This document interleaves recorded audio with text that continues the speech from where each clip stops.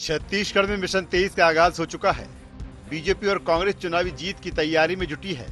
BJP का केंद्रीय नेतृत्व लगातार छत्तीसगढ़ का दौरा कर रहा है। खुद पीएम मोदी का छत्तीसगढ़ पर विशेष फोकस है।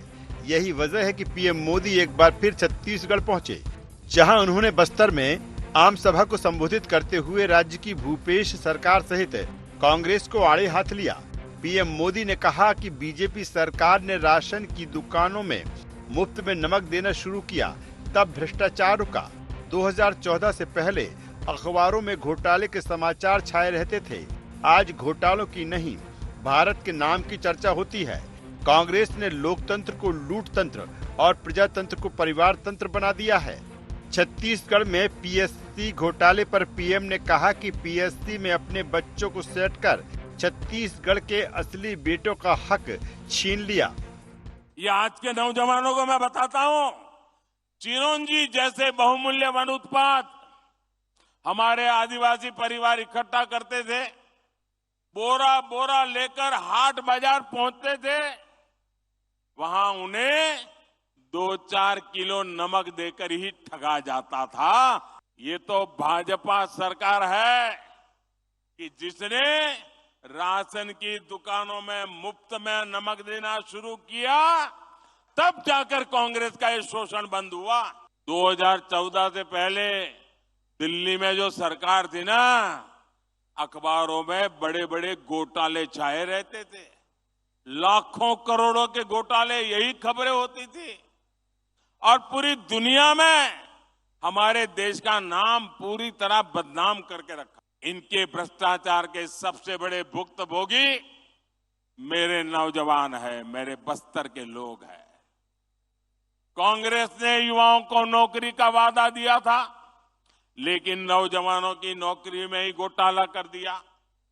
कांग्रेस के नेताओं ने पीसीएस भर्तियों में अपने बच्चों, अपने रिश्तेदारों को सेट कर दिया।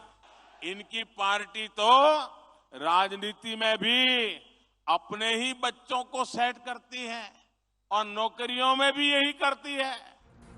वहीं पीएम नरेंद्र मोदी के बयान पर कांग्रेस ने भी पलटवार किया। सूबे के मुखिया भूपेश बघेल ने लघु वनोपज को लेकर पीएम के बयान को झूठा बताया। भूपेश ने कहा कि समर्थन मूल्य घोषित करना अलग बात है, वैल्यू एडिशन रोजगार उत्पन्न करने का काम छत्तीसगढ़ सरकार कर रही है। वहीं अपराध को लेकर सीएम भूपेश बघेल ने कहा कि प्रधानमंत्री मणिपुर के बारे में कुछ नहीं बोलेंगे। 15 साल बीजेपी सरकार रही, इस दौरान कितने आदिवासियों को नक्सली बताकर जेल में ठूस दिया गया, कितने लोगों को फर्जी एनकाउंटर कर मारा गया, यह बताने की जरूरत है क्या? इतना बड़ा झूठ और क्या हो सकता है? जब डबल इंजन की सरकार थी तो केवल 7 प्रकार के लघु उपज खरीदे जाते थे। 67 प्रकार के लघु उपज न केवल हम खरीदते हैं, बल्कि उसका वैल्यू एडिशन, समर्थन मूल्य घोषित करना एक अलग विषय है। खरीदने की व्यवस्था करना दूसरी बात है। तीसरी बात है उसे वैल्यू एडिशन करना, उसे रोजगार जनरेट करना। ये काम छत्तीसगढ़ सरकार कर रही है और पूरे देश का 3/4 लघु उपज केवल छत्तीसगढ़ से खरीदा जाता है। मणिपुर के बारे में कुछ नहीं बोलेंगे, जहाँ आदिवासी को मारा जा रहा है, वहाँ की बेटियों के निर्वस्त्र घुमाया जा रहा है, उसके बारे में नहीं बोलेंगे। भारतीय जनता पार्टी शासन काल से तुलना कर ले, 15 साल की उसकी सरकार रही है, कितने आदिवासियों को नक्सली बताकर जेल में ठूस दिए गए, कितने आदिवासियों को फर्जी इनकाउंटर पे मार दिए गए, ये बताने की जरूरत है क्या? चुनावी साल होने की वजह से अलग अलग मुद्दे लगातार उछाले जा रहे हैं। एक तरफ जहां पीएम नरेंद्र मोदी लगातार छत्तीसगढ़ दौरे पर पहुंच रहे हैं, तो वहीं दूसरी ओर इन दौरों में जनता को साधने के साथ ही राज्य सरकार पर सीधे हमलावर भी नजर आ रहे हैं, जिसका पलटवार भी राज्य सरकार करती नजर आ रही है। लेकिन इन सब के बीच इन मुद्दों का असर जनता पर कितना पड़ेगा, ये तो चुनाव के नतीजे ही बताएंगे। रायपुर से IND24 के लिए ब्यूरो चीफ निधि प्रसाद की रिपोर्ट।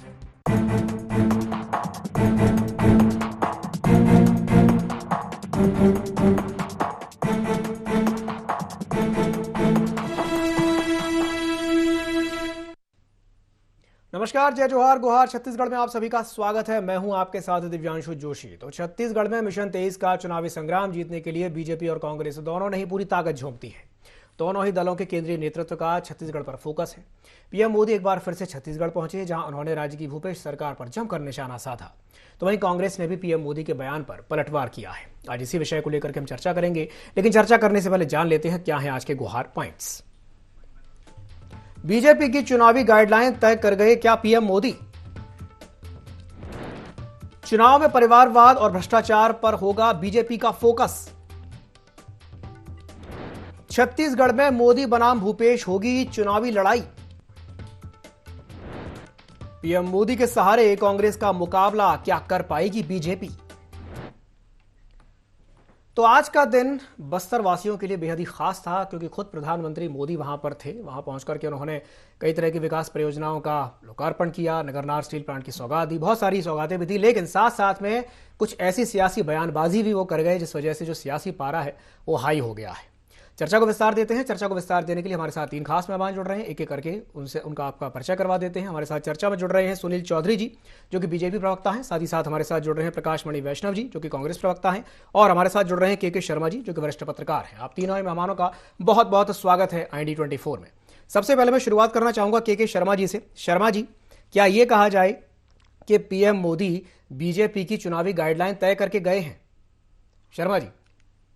निश्चित रूप से प्रधानमंत्री नरेंद्र मोदी के छत्तीसगढ़ में लगातार जिस तरह से दौरा हो रहा है, और पहले ही जब पूर्व प्रदेश प्रभारी पुरंदेश्वरी जी थी, तब उन्होंने पहले ही कह दिया था कि नरेंद्र मोदी के चेहरे पर चुनाव लड़ा जाएगा। भले ही बाद में प्रधानमंत्री नरेंद्र मोदी ने खुद अभी बिलासपुर में कहा कि कमल निशान ही चेहरा है। ये बातें हैं उनके केंद्रीय नेतृत्व जिस तरह से छत्तीसगढ़ को अपने नियंत्रण में लेके चुनाव प्रचार से लेकर के प्रत्याशी चयन जितने भी मुद्दे तय हो रहे हैं, उसमें केंद्रीय नेतृत्व, केंद्रीय मंत्रियों का लगातार दौरा जो हो रहा है, उससे यही समझा जा सकता है। मुद्दों की जहां तक बात है, निश्चित रूप से भ्रष्टाचार का मुद्दा प्रदेश के नेता उठा रहे हैं। मोदी जी भी हर भाषण में भ्रष्टाचार की बात कर रहे हैं, यहां तक कि पीएससी के माध्यम से युवाओं को साधने की कोशिश की जा रही है। इसके साथ ही नगरनार जो स्टील प्लांट की जो बात आई, निश्चित रूप से बीएसपी के बाद नगरनार इस्पात संयंत्र छत्तीसगढ़ के लिए जीवनदायिनी साबित होगा। और मुझे लगता है कि बस्तर के आदिवासियों के जो कहना चाहिए दशा और दिशा सुधारने में एक महत्वपूर्ण भूमिका होगी। 50,000 से ज्यादा लोगों को रोजगार के अवसर इससे मिलने वाले हैं। इसके साथ ही आधुनिक तरीके से इसका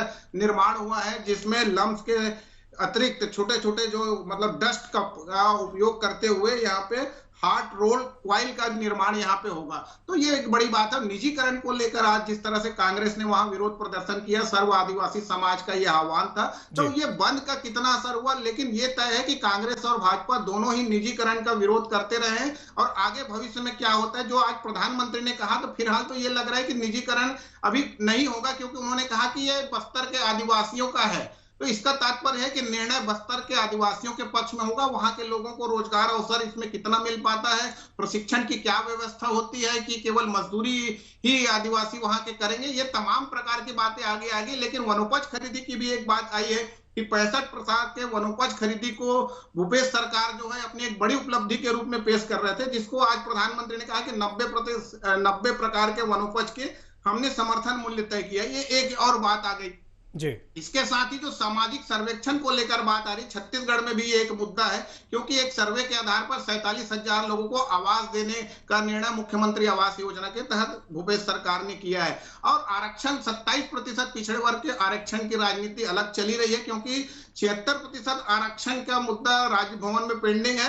58 और 76% में अंतर सिर्फ यही है कि 32% आदिवासियों का आरक्षण दोनों में ही है, लेकिन पिछड़े वर्ग का आरक्षण प्रतिशत कम हो जाता है। यहाँ 27% आरक्षण की बात की जा रही है, जो यहाँ पे 16% रह जाता है। तो कुल मिलाकर के ये है कि देश भर में जो विषय आ रहे हैं, वो धर्म और जाति के आधार पर जो राजनीति की बातें आ रही है, इसके ऊपर कितना आगे बढ़ पाएंगे विकास पर, क्योंकि छत्तीसगढ़ के मतदाता मतदान करते रहे हैं, जैसे कि अपन बोल सकते हैं 2018 या अभी जन घोषणा पत्र के आधार पर भूपेश सरकार जो मजबूती से बैठी है। तो ये विकास के विषय पर दोनों ही पार्टियां चुनाव लड़ेंगी कि या जाति या धर्म के आधार पर छत्तीसगढ़ की राजनीति दिशा आगे बढ़ेगी, ये अभी देखना होगा जी। ठीक है, चलिए ठीक है। प्रकाश मणि वैष्णव जी के पास में जाना चाहूंगा। वैष्णव जी, पीएम मोदी ने आज कई तरह की बातें कही हैं। इसमें उन्होंने ये कहा कि भाई कांग्रेस ने लोकतंत्र को लूट तंत्र बना दिया, प्रजातंत्र को परिवार तंत्र बना दिया। वो तो यहाँ तक कह रहे हैं कि भाई छत्तीसगढ़ को डबल इंजन की जरूरत है। क्या कहेंगे इस पर? ये डबल इंजन की सरकारें तो बहुत जगह चल रही है, मणिपुर में भी चल रही है। क्या हाल है वो तो हम देख ही रहे हैं। मणिपुर के लिए बोलने के लिए उनका मुंह खुलता नहीं है और यहाँ पे तमाम प्रकार की बातें कर रहे हैं। देखिए, नरेंद्र मोदी जी की छवि छत्तीसगढ़ सहित पूरे देश में प्रचंड झूठे व्यक्ति की बन चुकी है और छत्तीसगढ़ में तो खास तौर पर उन पर विश्वास नहीं किया जाता है, क्योंकि मैं आपको याद दिला दूं कि जो 15 लाख वाला झूठ था, जो उन्होंने कहा था कि 15 लाख प्रत्येक व्यक्ति खाते में आ जाएंगे, ये झूठ उन्होंने बस्तर में ही कहा था, छत्तीसगढ़ में ही कहा था। तो यहाँ तो बिल्कुल भी उनकी बातों को विश्वसनीय नहीं माना जाता है। और जहां तक ये सौगातों की बात कर रहे हैं, तो ये जो है नागरनार प्लांट को निजी हाथों में देना चाहते हैं। जैसे तमाम प्रकार की जो संस्थाएं थी, सरकारी संस्थाएं थी, उनको जिस प्रकार से निजी हाथों में इन्होंने दिया, उसी प्रकार से नागरनार प्लांट को भी ये उद्योगपतियों को, अपने मित्र उद्योगपतियों के हाथों में देना चाहते हैं। और वो चाहते हैं कि यहाँ के जो युवा हैं वो यहाँ रोजगार से वंचित हो। और रेल लाइन की बात है, रेल लाइन जो इसलिए बिछाया जा रहा है ताकि यहाँ के जो खनिज है, यहाँ का जो कोयला है, वो जो है अडानी एंड कंपनी जो है वो यहाँ से ढुलाई करके ले जाए। तो कुल मिलाकर उनका उद्देश्य यही है कि अपने उद्योगपति मित्रों को लाभ पहुंचाना। छत्तीसगढ़ की उन्हें कोई चिंता नहीं है और यहाँ आकर वो सिर्फ झूठ और झूठ बोलते हैं। मैं पूछना चाहता हूँ कि 90 वनोपजों की बात कर रहे थे, बाकी प्रदेशों में क्यों 4,000 रुपए समर्थन मूल्य नहीं मिल रहा है तेंदुपत्ते का? बाकी समर्थन मूल्य, बाकी वनोपजों को समर्थन मूल्य क्यों नहीं मिल रहा बाकी प्रदेशों में? ये तो ये भी कहते हैं कि समर्थन मूल्य हम दे रहे हैं, धान पर समर्थन मूल्य केंद्र सरकार देता है। इतना बड़ा झूठ ये बोलते हैं। मैं पूछना चाहता हूं कि उत्तर प्रदेश में अगर ये समर्थन मूल्य पूरे देश में बराबर दिया जा रहा है, तो उत्तर प्रदेश में 1400 रुपए समर्थन मूल्य क्यों है और यहाँ 2640 रुपए क्यों है छत्तीसगढ़ में? तो ये लगातार झूठ बोलते हैं, अपने झूठ पर ही पकड़े जाते हैं। इनकी बातों की कोई विश्वसनीयता नहीं है। जी वैष्णव जी, वो नगरनार को लेकर के तो आज एक बात पीएम मोदी ने कही है कि पहला जो हक है वो बस्तर के युवाओं का है, ऐसा उन्होंने कहा है। तो ये आप कैसे कह सकते हैं कि वो आगे चल करके इसका निजीकरण कर देंगे? नरेंद्र मोदी तो बहुत सारी बातें कहते हैं। उन्होंने अगर 100 बातें कही होंगी अपने जीवन काल में, तो उसमें से लगभग जो है 98 बातें तो झूठी निकली हैं। तो इस पर कैसे विश्वास कर लिया जाए? साथ में उन्होंने ये भी बात तो कही है कि निवेश आएगा इससे। अगर वो निजी हाथों में नहीं देना चाहते तो निवेश की बात उन्होंने क्यों की? निवेश वाली बात भी तो उन्होंने की है। तो कुल मिलाकर बात यही है कि नरेंद्र मोदी कितना भी झूठ बोल ले, झांसे में आने वाली नहीं है जनता, और जनता अच्छी तरह जानती है कि किसके मित्र है। कम से कम जनता के मित्र तो नहीं है, इतना जनता अच्छी तरह समझती है। रिएक्शन ले लेता हूँ। जी सुनील जी, कुछ कहेंगे बड़े वैष्णव जी की बात पर? जी जोहार छत्तीसगढ़ जी। कांग्रेस के लोगों की बौखलाहट, चाहे मुख्यमंत्री हो, चाहे कांग्रेस के प्रवक्ता हो, चाहे कांग्रेस के नेता हो, उनकी बौखलाहट अब दिखने लगी। अभी सब समझ में आ रहा है। मुख्यमंत्री जी के बयान भी आ रहे थे। देखिए, संघीय व्यवस्था में प्रधानमंत्री आते हैं तो सरकारी कार्यक्रम में मंत्रिमंडल के किसी न किसी सदस्य को वहां उपस्थित होना चाहिए था, लेकिन इन्होंने बंद का समर्थन किया। मुख्यमंत्री को बाकायदा प्रेस के सामने आकर के बंद का समर्थन और घोषणा करनी पड़ी। तो आप सोचिए कि ये लोकतांत्रिक व्यवस्थाओं को तार तार करने वाला काम ये कांग्रेस कर रही है। दूसरा कि बस्तर के विकास से इनको कोई मतलब नहीं है। बस्तर में 27,000 करोड़ की योजनाओं का शिलान्यास और लोकार्पण था। सरकार को आगे आकर के उसमें शामिल होना चाहिए था, लेकिन चूंकि ये बस्तर को लूटना चाहते हैं, बस्तर के साथ इन्होंने कभी न्याय नहीं किया, बस्तर को चारागाह समझा। ये तो वही लोग हैं जिनकी सरकारें थी जो एक पैकेट नमक पे उनके वनोपज को लूट करके ले जाते थे। ये चाहते हैं कि बस्तर के जो नागरिक हैं वो उसी प्रकार से जीवन यापन करते रहे, उनके जीवन का स्तर न बदले। बस्तर के नौजवान जो है, 50,000 नौजवानों को रोजगार वहां पर उपलब्ध कराया जाएगा। वहां पर जो उत्पादन होगा उससे भारत के ऑटोमोबाइल्स इंजीनियरिंग और डिफेंस मैन्युफैक्चरिंग सेक्टर में बड़ा एक, ऊर्जा के क्षेत्र में बड़ा एक काम होने वाला है। उससे बहुत सारा रोजगार उत्पन्न होगा, बहुत सारा निवेश उत्पन्न होगा। लेकिन कांग्रेस को इन सब चीजों से मतलब नहीं, इनका ध्यान होता है भ्रष्टाचार कैसे करें। भ्रष्टाचार करना इनके, ये आकंठ तक डूबे लोग हैं। ये तो वही लोग हैं जिनके कारण जो है हमारे दलित वर्ग के लोग नंगे दौड़ने में मजबूर हो जाते हैं। तो आपको मैं बताना चाहता हूं, पीएससी जैसा घोटाला, युवाओं के साथ छल करना और अपराध की बातें मणिपुर की करते हैं। मणिपुर के लिए माननीय प्रधानमंत्री जी ने कहा है कि देश शर्मसार हुआ है, लेकिन मुख्यमंत्री जी इस बात को क्यों उल्लेखित नहीं करते कि आपके एएसपी कार्यालय के नीचे में 2 दिन तक एक बहन से बलात्कार होता है, शिक्षक दिवस के दिन शिक्षिका से बलात्कार होता है, छोटी छोटी बच्चियों से बलात्कार होता है, रक्षाबंधन के दिन बलात्कार होता है। आप अपराध का गढ़ बना दिए, चाकू चोरी की घटनाएं आम हो गई है। आपके तो युवा कांग्रेस के जिलाध्यक्ष जो धमकाते हुए पकड़ाए थे बिलासपुर के, वो गोली चलाते हुए उनका वीडियो वायरल हो रहा है। तो कौन सा रक्षण दे रहा है? किसकी पार्टी में गुंडा तत्व है? इनके मंत्री दुष्कर्म की घटना को, छत्तीसगढ़ की घटना को छोटी बताते हैं। डूब मारे ऐसे लोग जो ऐसी बात करते हैं और बहुत बड़ी बड़ी बातें कांग्रेसी करते हैं। इनको ये बात समझ में नहीं आती कि छत्तीसगढ़ शांति का टापू है। यहाँ पर जो भी कुछ किया है वो भारतीय जनता पार्टी की सरकार ने किया है। ये कांग्रेसी तो माल खाने में मस्त रहते हैं। ये तो चाहते थे नगरनार का प्लांट जो है ये अपने आने वाली पीढ़ी के लिए वो उसको सेट कर ले कैसे भी करके, लेकिन मोदी जी ने आज वो घोषणा कर दी है कि ये जो है बस्तर के आदिवासियों के लिए, बस्तर की जनता के लिए, छत्तीसगढ़ की जनता के लिए समर्पित करते हैं। और ये जिस प्रकार से झूठी बात फैला रहे थे वो झूठ का पर्दाफाश हुआ है और बंद करके इन्होंने क्या कर लिया, ऐतिहासिक सभा हुई है मोदी जी की। आप देखेंगे चारों तरफ भीड़ ही भीड़ नजर आ रही थी, स्वस्फूर्त लोग निकल के आए। इससे समझ में आता है कि छत्तीसगढ़ की कांग्रेस सरकार अलोकप्रिय सरकार हो गई है। ये मोदी जी पर झूठ बोलने का आरोप लगाते हैं। अपने घोषणा पत्र को जरा पढ़ लेना, कौन सा वादा आपने पूरा कर दिया?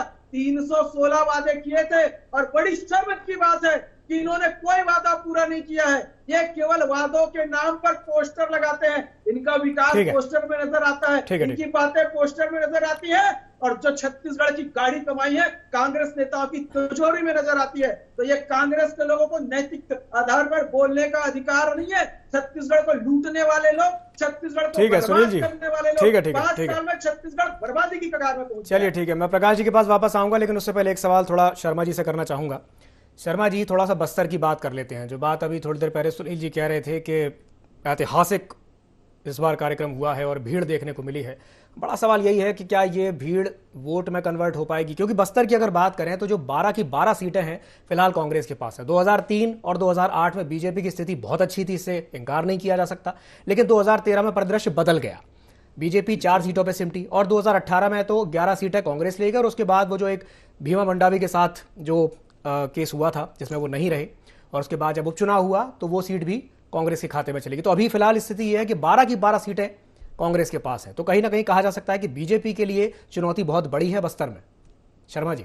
निश्चित रूप से दिव्यांशु, ये बस्तर की सभी 12 विधानसभा सीटों के साथ लोकसभा सीट भी उन्हीं के पास है, कांग्रेस के पास है। तो भाजपा को लिए अभी बहुत ही संघर्षपूर्ण स्थिति है, जिसके चलते हुए देख रहे हैं कि लगातार वहां पे प्रदेश प्रभारी जो घोषित होते हैं भाजपा के, उनका वहां पे एक लगातार दौरा रहता है। चाहे ओम माथुर की बात करें या पुरंदेश्वरी जी की बात करें, लगातार बस्तर टारगेट में रहा है और जो लक्ष्य लेके उन लोग काम कर रहे हैं। इसके साथ ही विभिन्न जो इनके संगठन है भाजपा के, आरएसएस से संबंधित विभिन्न संगठन आश्रमों के माध्यम से भी वहां पे अपना काम करते रहते हैं। तो इन सब के चलते हुए महत्वपूर्ण बात यह है कि 15 साल के शासन के बाद आदिवासियों का मनोभंग क्यों हो गया, ये एक बड़ी सवाल है जिसको भाजपा को चिंतन करना चाहिए। और प्रधानमंत्री नरेंद्र मोदी के इस दौरे को लेकर के नगरनार के जो स्टील प्लांट का जो मामला है, जैसे 50,000 से ज्यादा लोगों को रोजगार के अवसर मिलना है, तो नगरनार जो आदिवासियों की इस क्षेत्र के विकास के लिए एक महत्वपूर्ण भूमिका होगी। उनकी किस्मत बदल सकती है, उनके बस्तर की तस्वीर बदल सकती है। ऐसी दशा में इसका लाभ भाजपा कितना उठा पाते हैं, ये भी एक देखने वाली बात होगी, क्योंकि प्रधानमंत्री नरेंद्र मोदी ने हर विषयों को छूने की कोशिश की है जिसका लाभ कांग्रेस उठाना चाहती। तो इसको देखते हुए केंद्र सरकार के आकांक्षी जिलों के माध्यम से जो विकास के कार्य कितने हुए हैं और 15 साल में कितने विकास के कार्य हुए हैं, और भूपेश सरकार जो 5 साल में आदिवासी हित की बात कर रही, 29 में से 27 आदिवासी विधायक अभी कांग्रेस के हैं। तो आदिवासी राष्ट्रपति की भी बात यहाँ पे कही जा रही। तो कुल मिलाकर के आदिवासी का सबसे बड़ा हितैषी कौन है, ये बड़ी बात है। और नक्सल प्रभावित दूरस्थ क्षेत्र में यदि नगरनार स्टील प्लांट की स्थापना होती है तो निश्चित रूप से छत्तीसगढ़ के साथ ही आदिवासी बहुल बस्तर के लिए एक बड़ी सौगात है। और इससे जो विकास की मुख्य धारा से जुड़ने का अवसर मिल रहा है, इसको भाजपा कितना आदिवासियों तक पहुंचा पाती है और इसका कितना राजनीतिक लाभ ले पाती है, ये एक देखने वाली बात रहेगी। क्योंकि अभी भाजपा के पास खोने के लिए वहां कुछ नहीं है, जो कुछ है पाना है, तो कितना लाभ वहां पे मिलता है ये देखना होगा। जी ठीक, कितना लाभ मिलता है ये तो आने वाला समय ही बताएगा। मैं प्रकाश मणि वैष्णव जी के पास वापस जाना चाहूँगा। वैष्णव जी, अभी सुनील जी की बात हम सुन रहे थे, वो कह रहे 15 साल बनाम 5 साल, और वो रैली का जिक्र कर रहे थे कि आज जो कार्यक्रम हुआ है बड़ा ही भव्य हुआ है, बहुत भीड़ वहाँ पर थी, बहुत ही सफल बता रहे हैं वो इसको। तो इसको देखते हुए कह रहे हैं कि नहीं, माहौल तो बीजेपी के पक्ष में बनता हुआ दिख रहा है। क्या कहेंगे इस पर? देखिए, छत्तीसगढ़ की जनता ने 15 साल भाषण ही तो सुना है, नहीं मिला क्या उसके अलावा? और पुनः जो है वही काम हो रहा है, पुनः वह भाषण दे रहे हैं, जा रहे हैं। लेकिन भाषणबाजी से इस प्रकार की कोई फर्क नहीं पड़ना है, क्योंकि जनता तो जानती है कि 15 साल बनाम 5 साल उनके जीवन में क्या अंतर आया है। 15 साल ये बस्तर की चिंता करते हैं। मैं आपको बता दूं कि बस्तर में 15 साल तक पता नहीं कितने हजारों युवक युवतियों को नक्सली बताकर फर्जी एनकाउंटर में मार दिया गया। पता नहीं कितने हजार आदिवासियों को जेल में डाल दिया गया नक्सली बताकर। और ये इन्होंने तो योजना लाई थी कि बस्तर की युवतियों को हम बार वेट्रेस बनाएंगे, उसके लिए योजना लाई थी, सरकारी योजना लाई थी भारतीय जनता पार्टी ने। तो ये कितना सम्मान करते हैं बस्तर का, ये सबको अच्छी तरह पता है। और बस्तर में बदलाव आया है हमारे 5 साल के शासनकाल में। 2 ब्लॉक से 14 जिलों तक भारतीय जनता पार्टी ने नक्सलवाद को पहुंचा दिया था। इसे समेट कर हम न्यूनतम स्तर पर ले आए हैं। अब जो है घटनाएं बहुत कम सुनने को मिलती है, बहुत कम हो गई घटनाएं। और बस्तर का मैं आपको एक उदाहरण देता हूं कि अगर बस्तर में भारतीय जनता पार्टी को इतना ही पसंद करती है जनता, तो हाल ही में 2 उपचुनाव बस्तर में भी हुए। 5 उपचुनाव हुए छत्तीसगढ़ में 2018 के बाद, उसमें से 2 उपचुनाव बस्तर में हुए। दोनों उपचुनाव में भयंकर करारी हार भारतीय जनता पार्टी को वहां मिली है। तो भारतीय जनता पार्टी भले अपनी स्थिति से जो है मुंह फेर कर चले, लेकिन असलियत तो जनता को अच्छी तरह पता है। और कितनी भी भाषणबाजी कर ले, टीवी पर कितने भी चिल्ला ले आप, जनता को जो है डायरेक्ट बेनिफिट ट्रांसफर हो रहा है, उनकी जेब में पैसा जा रहा है, उनके जनजीवन परिवर्तन आ रहा है। तो इस बात को भूल कर क्यों भारतीय जनता पार्टी का दामन पकड़ेगी कांग्रेस पार्टी को छोड़कर जनता? सीधी सी बात है, जनता महसूस तो वैष्णव जी ये कह रहे हैं कि मोदी जी की बातों का इतना कोई खास असर पड़ने वाला है नहीं। चलिए ठीक है, सुनील जी से मैं प्रतिक्रिया ले लेता हूँ। जी सुनील जी क्या कहेंगे इस पर? ये मैं कह रहा हूं कि कांग्रेस की सरकार छत्तीसगढ़ में आत्मउद्धता में है। कांग्रेस की सरकार इतनी आत्मउद्ध है कि उसको कुछ समझ नहीं आ रहा है। वो विकास कार्यों में बाधा पहुंचाने की कोशिश बंद करवा करके कर सकती है। ये लोकतांत्रिक व्यवस्था में सोचिए ये कितना बड़ा प्रश्न चिन्ह खड़ा करते हैं कि जहां प्रधानमंत्री 27,000 करोड़ रुपए की योजनाएं लेकर के आते हैं, उनको धन्यवाद देना चाहिए था कि भाई आप बस्तर में आए। और आप देखिए भारतीय जनता पार्टी ने भगवान बिरसा मुंडा की जयंती जो थी, जनजाति गौरव दिवस 15 नवंबर को, उसको प्रारंभ करने वाली भारतीय जनता पार्टी, छत्तीसगढ़ राज्य का निर्माण करने वाली भारतीय जनता पार्टी, आदिवासियों को 15 साल तक संरक्षित करने वाली, उनके हितों का संरक्षण करने वाली भारतीय जनता पार्टी। और कांग्रेसियों ने क्या दिया? धर्मांतरण का चक्र दिया। वहां पर कांग्रेसियों ने क्या किया? उसके पहले भी लूट का अड्डा बना करके रखा था बस्तर को जो है वो वहां पर दिखाने लाते थे लोगों को, विदेशियों को लेकर के आते थे कि देखो ये गरीब नंगे लोग हैं, ये बेचारे यहाँ पर इस प्रकार से रहते हैं और इस आधार पर हमको जो है वहां से पैसा मिलना चाहिए, ये वो दिखाने के लिए लेकर के आते थे। ये छत्तीसगढ़ की जो व्यवस्था है उस पर उसको तार तार करने पर तुले हुए लोग थे। भैया मैं ये कहना चाहता हूं कि भूख और गरीबी से बस्तर की जनता को लोग अब नहीं पहचानते। ये भारतीय जनता पार्टी का जो शासन रहा है उसमें बस्तर की जनता जो है वो कहीं ना कहीं गर्व से सर उठा करके आदिवासी वर्ग जीने का काम किया। वहां तो आरक्षण के नाम पर एक खेल खेलते रहे। आरक्षण पे देखेंगे आप, माननीय मोदी जी की सरकार ने महरा और बहुत सारे मात्रात्मक त्रुटि के कारण जिनको आरक्षण का लाभ ठीक है सुनील जी, वैष्णव जी कुछ कहना चाह रहे हैं, एक बार उनकी बात सुन लेते हैं। ये लोग चाहते रहते थे, ये क्या बात करेंगे ये लोग? ये कांग्रेस के लोगों का तो ये कहना चाहिए कि इन्होंने नैतिक आधार खो दिया है। आदिवासी चाहे दलित हो चाहे पिछड़ा हो, छत्तीसगढ़ की जनता का हित कांग्रेस नहीं कर सकती। ये आज की भीड़ ने साबित कर दिया। आप बंद करके रास्ते में चेकिंग लगा करके और लगातार रोकने का प्रयास करते रहे, फिर भी लाखों की संख्या में 1.5 लाख से ऊपर की जो जनता थी वहां पहुंच करके आपको आईना दिखा दी। आपके मुंह पर तमाचा है ये बस्तर की जनता का। अरे मुंह पर तमाचा वो है जो 2 उपचुनाव में करारी हार मिली है आपको, 5 उपचुनाव में बुरी तरह हारे हो, शर्मनाक जो हार हुई वो करारा तमाचा है आपकी गाल पर। तो हार हुई है, भीड़ नहीं है, हार आपकी गाल पर करारा। चलिए ठीक है, ये स्नेह है, ये प्यार है, ये विश्वास है। अरे ठीक है, स्नेह है, प्यार है, विश्वास है, जनता जनार्दन है, सब कुछ देख रही है। जी सुनील जी, मणि वैष्णव जी और के शर्मा जी, बहुत बहुत धन्यवाद आप तीनों मेहमानों का हमारे साथ चर्चा में जुड़ने के लिए और शामिल होने के लिए। समय की बाध्यता के चलते मैं इस चर्चा को समाप्त करना चाहूँगा। तो पीएम मोदी ने आज बस्तर पहुँच करके बड़ी सौगात दी, साथ साथ ही वो कई ऐसी बातें बोल करके गए हैं जिससे सियासी पारा जो है वो गर्मा गया है। उन्होंने कहा कि भाई लोकतंत्र को लूटतंत्र बना दिया, प्रजातंत्र को परिवार तंत्र बना दिया, और उनकी इन्हीं बातों को लेकर के मुख्यमंत्री भूपेश बघेल ने भी पलटवार किया। अब यह देखने वाली बात होगी कि 3 महीने में जो चौथी बार पीएम मोदी यहाँ पर आए हैं, छत्तीसगढ़ का दौरा किए हैं, उससे कितना फायदा आने वाले चुनाव में बीजेपी को मिलेगा। गुहार छत्तीसगढ़ में फिलहाल के लिए इतना ही। मुझे दीजिए इजाजत और आप बनी रहिए IND 24 के साथ। नमस्कार।